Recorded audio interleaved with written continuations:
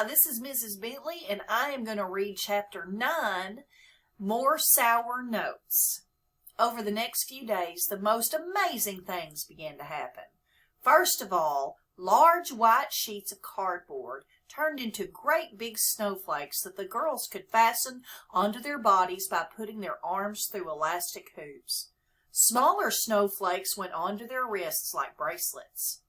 Second, long pieces of colorful yarn were woven together into handsome tails for the boys. They also wore caps with paper ears on them. By Thursday, the girls learned to swirl around like snowflakes as they sang. Snowflakes floating through the air make a lovely sight. No two snowflakes are alike, almost, but not quite. They looked wonderful, especially Rolling Rosie, who could spin her wheelchair in perfect circles. Meanwhile, the boys learned to prance while they sang, dashing through the snow in a one-horse open sleigh. But there were problems, too. One day, things got wild, wild, wild, and Tall Paul pranced right in to Be Careful Kelsey, and Forgetful Phoebe almost knocked Small Paul over when she swirled out of control. Just Joey pranced over to my cage. "Look, Humphrey, I'm a horse," he said, and he made a weird noise that sounded a lot like a horse. "Whee!" he said, or something like that. I think it's called a whinny. I've never actually seen a horse in real life, but I once saw an amazing movie at Mrs. Brisbane's house that had lots of people riding around on the backs of enormous horses. At least they looked enormous to me. "Do it again, Joey," I squeaked, and guess what he did? Whee!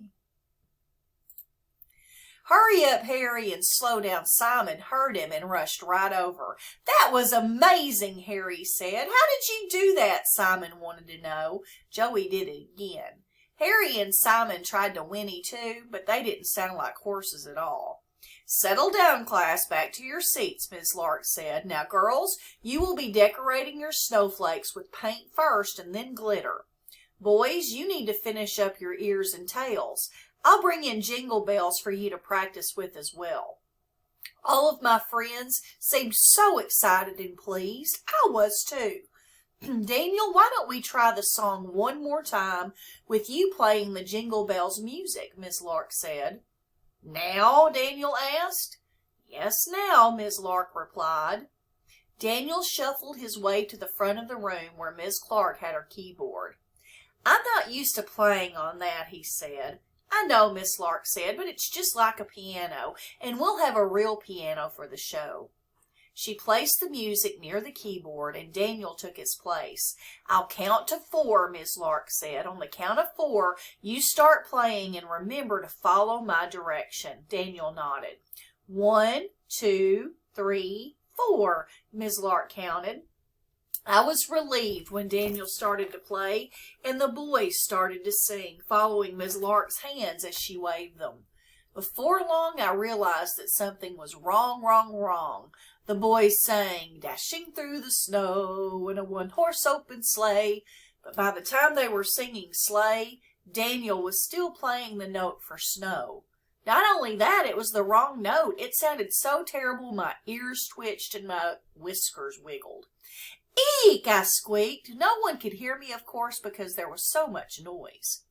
Miss Lark kept waving her arms. "O'er the fields we go," sang the boys. But Daniel played in a one-horse open sleigh, and he hit a couple more clunkers too, and I never knew how bad music sounded if someone hit the wrong notes.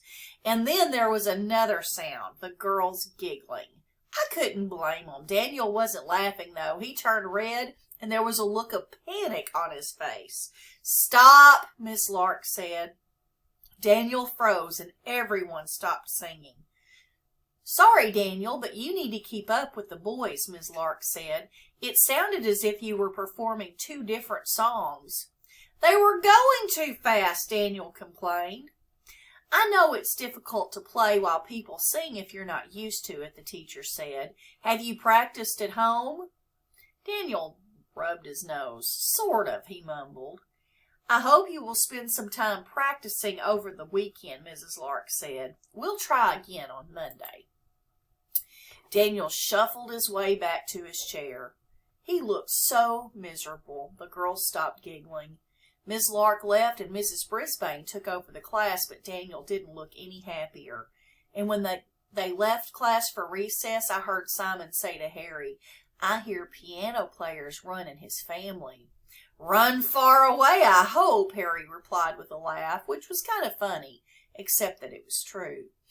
Later in the day, Mrs. Brisbane let my friends work on their costumes. The girls seemed especially excited to make their snowflakes glitter, but before they got started, suddenly Mrs. Wright walked into room 26. Mrs. Wright is the PE teacher who always wears a shiny and loud whistle around her neck. She also likes to make sure that everyone at Longfellow School follows the rules. "Mrs. Brisbane, I want to alert you that there is to be no glitter at the Winter Wonderland program," she said. Some of the girls gasped. "Oh, no!" Sophie said out loud. I held my breath as Mrs. Wright put her hand on her whistle. I crossed my paws and hoped she wouldn't blow it because hamsters have very sensitive ears. "Oh, but we need it to make our snowflakes sparkle," my teacher said. "We were just about to start." Mrs. Wright shook her head. "I'm sorry, but at our planning meeting, we decided that there would be no glitter. It's so much extra work for Aldo, and I don't want to find glitter in my gymnasium for the rest of the year." "You do have a point," Mrs. Brisbane said. "I certainly don't want to make Aldo's job harder." "Aldo works hard, I know. I watch him every night of the week as he sweeps, dusts, and mops our room."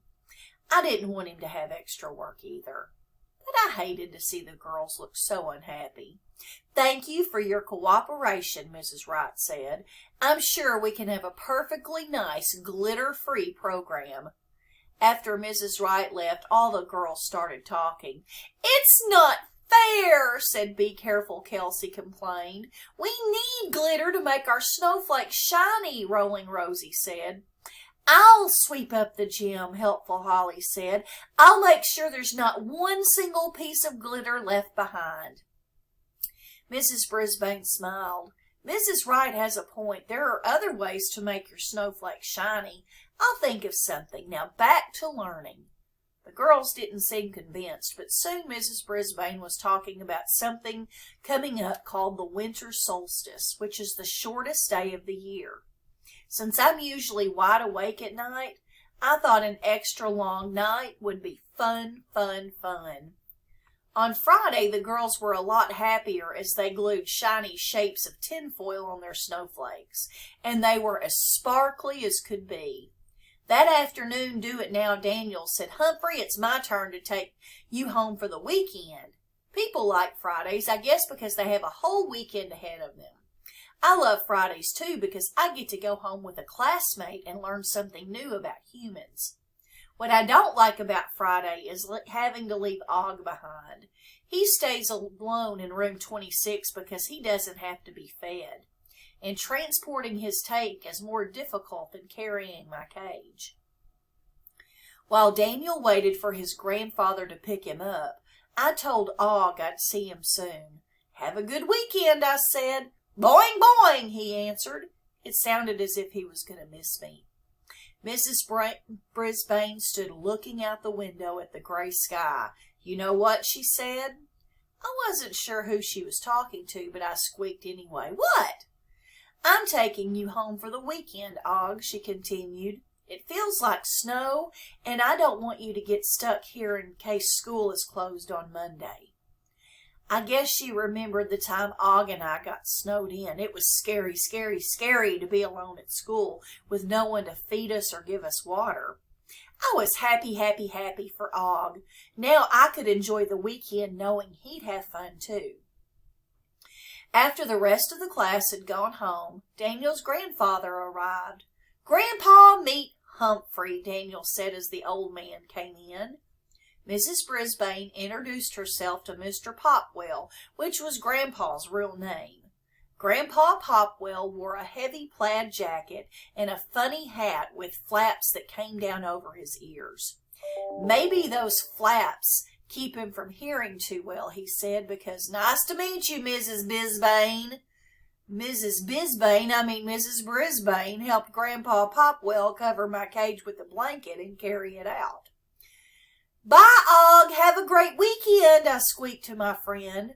I already knew he would, since he was going home with Mrs. Brisbane.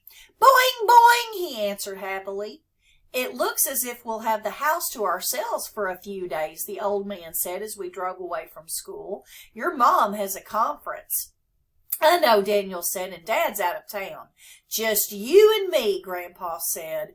"The boys." "Just you and me and Humphrey," Daniel reminded him. "He's a boy too, but not Lulu. She's a girl." I heard Grandpa chuckle. I wasn't sure who Lulu was. Maybe Daniel had a sister. Once we were at Daniel's house, the blanket came off my cage. Right away, I knew who Lulu was because she started barking. That's right. Lulu was a dog, and she was barking at me. She was a small dog with curly black fur. But even if she was small for a dog, she was still a lot bigger than I am. And when she barked, I could see some very white, very sharp teeth. "Settle down, Lulu," Grandpa Popwell told her. She didn't settle down. "Lulu, be nice," Daniel said.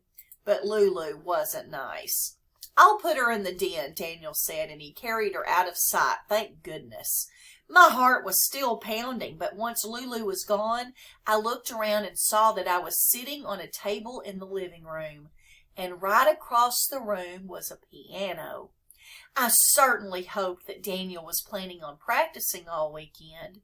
Grandpa and Daniel went into the kitchen for a snack, so I scratched around my bedding and found a small piece of broccoli I'd stored there. I like to save bits of food in case some human forgets to feed me, but it hasn't happened yet. When they came back to the living room, Grandpa said, "Do you have homework to do, Daniel?" Daniel made a face. "It's Friday. I've been working all week. I'll do it later this weekend. Can we watch TV?" "Your mother said she didn't want us watching TV all weekend," he said. "Oh, and she said you need to practice piano for the show at school." "I'll practice," Daniel said. I was glad to hear that because from the way he played at rehearsal, he needs lots of practice. "Later," said Daniel. He said later a lot. "Is it okay if I read for a while?" Daniel asked. "Sure," his grandfather answered, "and I'll finish that crossword puzzle I started this morning." I crossed my paws and hoped that when Daniel practiced later, it wouldn't be too late. Humphrey's Winter Wanderings.